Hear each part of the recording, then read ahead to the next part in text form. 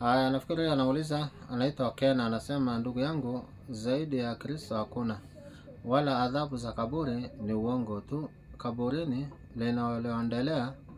linaloendelea ni kuoza pekee tu, kama huna itikadi ya kusema wala wema hawaozi. Okay. Kwa hivyo anasema katika adhabu hakuna kaburi, yani hakuna adhabu ya kaburi na hakuna kitu inaendelea huko kaburini, hakuna maisha.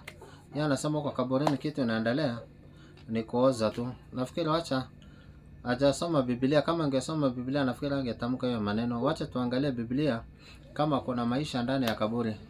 Kwanza tunaanza na Hekima Suleimani 3:1. Commentary yake ni kupeleka shule. Wewe kijana mdogo unaonekana hujachambua vitabu bado. Soma. Roho za wenye haki. Roho za wenye haki Kwa sababu ya zawadi ya Mungu. Kwa sababu ya zawadi ya Mungu Ya kutokufa. Ya kutokufa. Wenye haki ambao wamekwisha kufa wapo na Mungu. Wenye haki ambao wameshakufa wako na Mungu saizi. Na hawezi kupata mateso zaidi. Hawezi kupata mateso zaidi kwa sababu ni wenye haki. Hata kifo chao ni kama cha kuonekana tu. Kifo chao ni kama kwenye kuonekana tu. Kwa sababu maisha yao yanaendelea na Mungu. Basi maisha yao yanaendelea. Kwa hivyo ishaeleza kwamba kwenye kitabu chako inaeleza wazi katika Hekima Suleimani sura 3:1 ufafanuzi, maisha ya wenye haki inaendelea, kinyume cha kuna mateso. Tutakuja kuangalia baadaye. Hekima Suleimani 3:1. Nafikiri andika hiyo ni mpya hujai kuona. Twende Ufunuo Yohana 6:9. The book of Revelation chapter 6:9. Soma. Haya, inasema mwana kondoo alipoufungua muhuri wa 5. Mwana kondoo ni Yesu alipofungua muhuri wa 5. Niliona chini ya altari roho za wale waliochinjwa. Aliona roho za wale waliochinjwa kwa ajili ya neno la Mungu. Kwa ajili ya neno la Mungu alikufa fi sabilillah. Na kwa sababu ya ushuhuda walioshikilia. Ndio. Walilia kwa sauti kubwa wakisema. Hawa watu ambao wamekufa wanalia kwa sauti kubwa wakisema, Bwana mkuu. Bwana mkuu. Mtakatifu. Mtakatifu. Mwaminifu. Mwaminifu. Mpaka lini utakawia kufanya hukumu na kulipa kisasi cha damu yetu kwa wakazi wa dunia? Ndio. Hapo wakapewa kila mmoja wao kanzu nyeupe. Kwa hivyo hata alikufa wanapatiwa kanzu nyeupe. Ona maajabu ya Mungu, anavaa kanzu.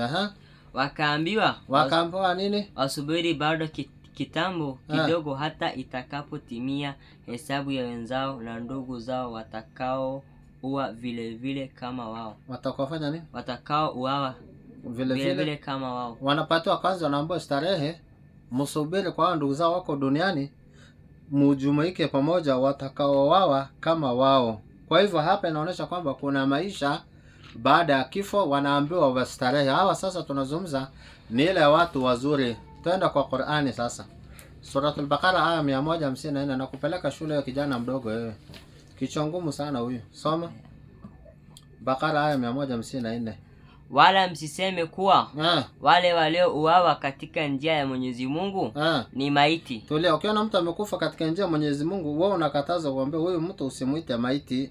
Bali hao ni wa hai. Hawa wako hai, lakini nyinyi hamtambui. Qur'an anasema wala taqulu liman yuqtalu fi sabilillahi amwat bal ahya'u 'inda rabbihim yurzaqun, katika suratul Baqara. Hapa bal ahya'u walakin la tash'urun. Nyinyi hamjui. Kama wewe sasa wewe bado hujajua kwamba kuna maisha baada ya kukufa. Twende 23 Qur'ani, mpatie hiyo aya 100. Hapa ni shule my friend, na kufundisha 23:100. Wa min waraihim barzakun ila yawmin yub'athun. Soma. Ili nifanye mema sasa badala ya yale niliyoyaacha. Mtu akikufa kama anaenda motoni anaambia Mungu acha sasa nifanye mema, anataka kurudi duniani. Hujibiwa na malaika akaambiwa hapana, hakuna kurudi duniani tena. Hakika hili ni neno tu analolisema yeye aliye muovu anapofikiwa na mauti. Endelea. Na mbele yao kuna maisha ya baada ya kufa. Mbele binadamu kuna maisha baada ya nini? Kufa. Rudia tena. na mbele yao kuna maisha ya baada ya kufa. Rudia tena. Na mbele yao kuna maisha ya baada ya kufa. Endelea. Ya taabu. Ya taabu kwa wabaya na ya raha kwa wazuri. Haya, wacha tuangalie maisha ya taabu kwa wabaya. Luka 16 mstari wa 22. Hivyo unaenda shule, ukikataa hii utaelewa maisha yako.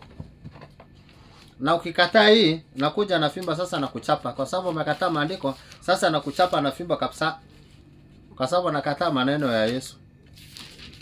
Luka 16 mstari wa 22. Anzia 20.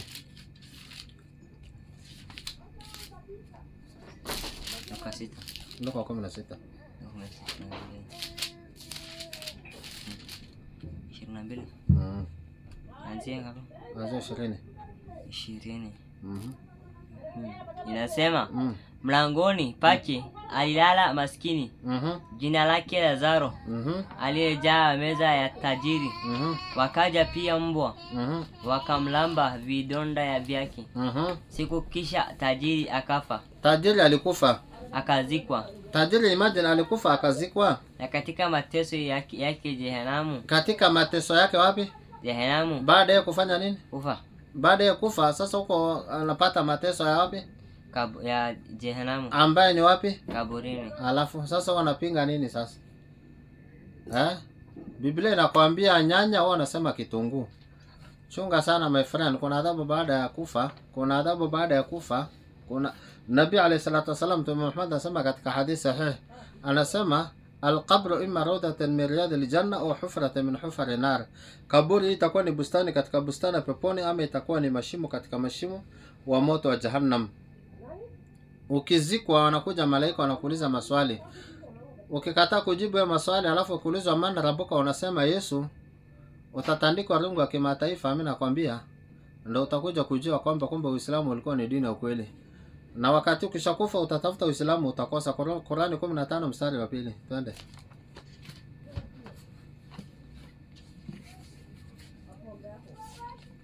Qur'ani 15 mstari wa 2, Suratul Hijr. Hii kama hujaelewa au utawahi kuelewa maisha yako. Wasala wasema sikio la kufa alisikia dawa. Hijri 15:2. Rubama ya wadu ladina kafaru law kanu muslimin. Anzia aya ya 2. Huenda ikawa waliokufuru wakatamani wangekuwa Waislamu. Au wale ambao ni Waislamu makafiri huko motoni. Soma tena 15 hii mstari wa 2. Hii ni barwani. Tuenda katika Abdullah Farsi, Hijri 15 sura 2. Harakisha nini kile kinaisha. Mara nyingi wale waliokufuru kama huyu kafiri huyu watatamani huko motoni. Watatamani wakati utaingia motoni utatamani lao wangelikuwa Waislamu. Utatamani kesho siku kama ungekuwa Muislamu. Waache wale. Wewe kula tu sakramenti chakula na wafurahi.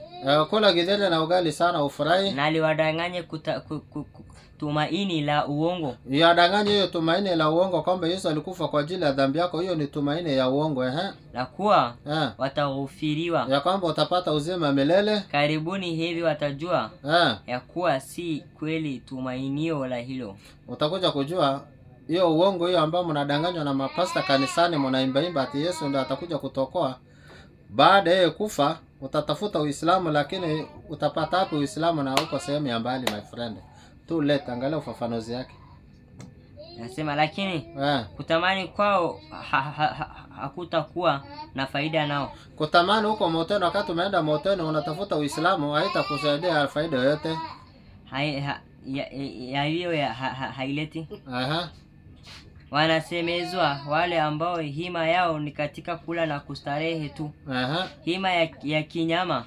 Hima yako iwe na kutengeneza dunia yako na ya wenzako. Comment ingine inshallah.